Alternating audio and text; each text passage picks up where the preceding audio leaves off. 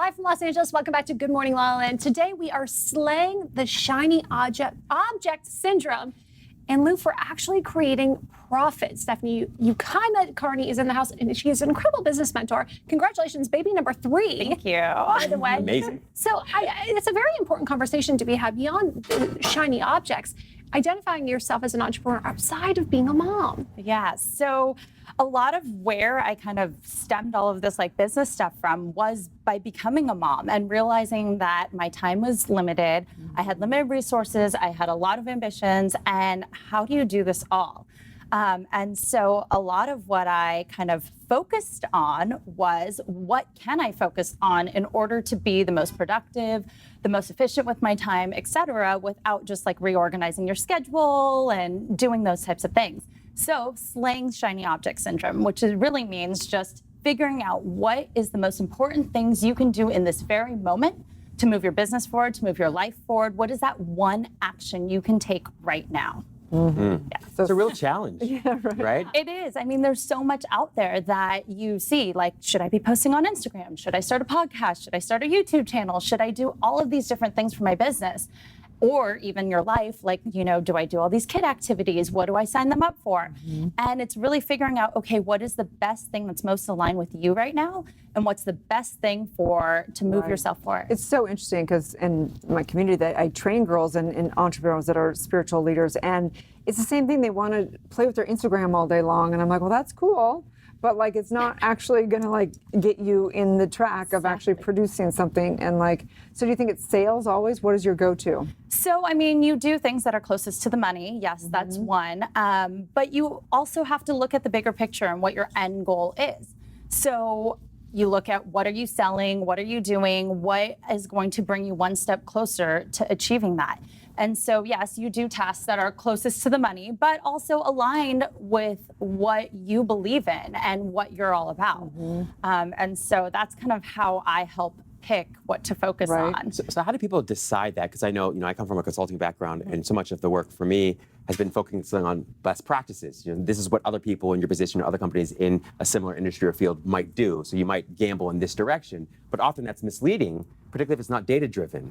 Right? So, well, it actually is data-driven. So my background, was a management consultant, and so I do look at data. So when I work with a client, I really look at every aspect of them. So, okay, let's look at your finances. Let's look at the things that you sell, but let's also look at where you are in your life and what you want. How much time do you have for your business? How much do you want to make in your business? What are your actual personal goals? Also with what's your mission? What do you value? So those types of things are aligned. So it's data in the fact that you really look at where your business has been, but then it's also data in where you are in your life. I mean, I'm on kid number 3, so my time and my resources are going to be more limited next year. So I'm really looking at, okay, what choices can I make for my business? And for what I sign up to do in order to be, It's tricky, I think, because from the logical standpoint, it makes sense. Do the most efficient thing that gets you the most results, and then you can hire the team, whatever.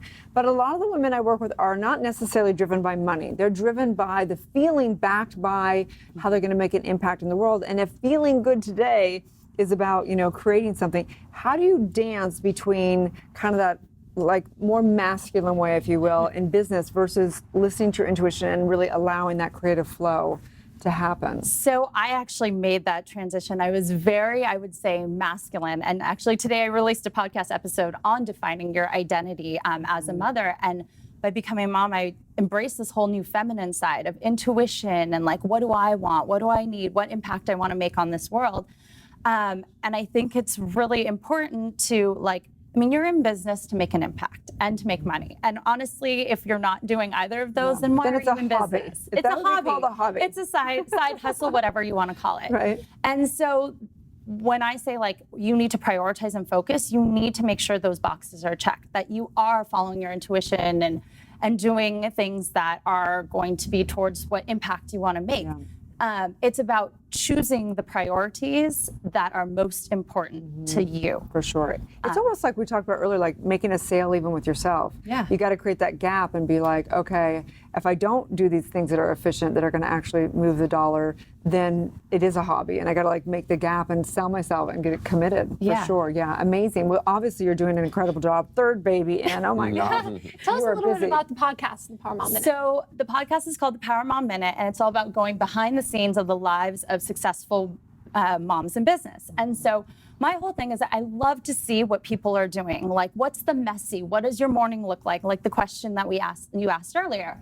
What does your childcare situation look like? What do you leave messy at home, but what do you care about? What do you outsource? How do you make it work? Because I actually believe, it's kind of controversial, but I believe in balance. I truly believe. What is that? Exactly.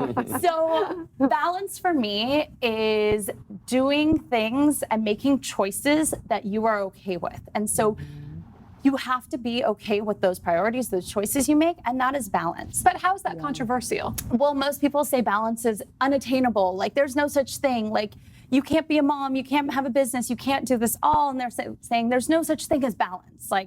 And I actually believe you can have balance and you can do it all, because if you're doing the things that you want and you prioritize, that is the choice that you are personally making. So you need to be okay with that. And so that is my definition. And hire of the balance. rest. That's my plan. For sure. Yes, well, no, and allowing yourself to rest. So if one day you just need to take a nap or get a massage or do something, you are making that choice for yourself, and that is okay, and that is part of balance. So the Power Mom Minute is just about interviewing moms, me talking about my personal life, things like that, just everything about motherhood and business. Well, thank you very much for sharing your genius you. with us. Please tell everyone where they can find and follow. You can find me at stephanieuchima.com or at powermomminute.com. Amazing. Stay tuned. We're back you. tomorrow. Good morning, LaLa Land.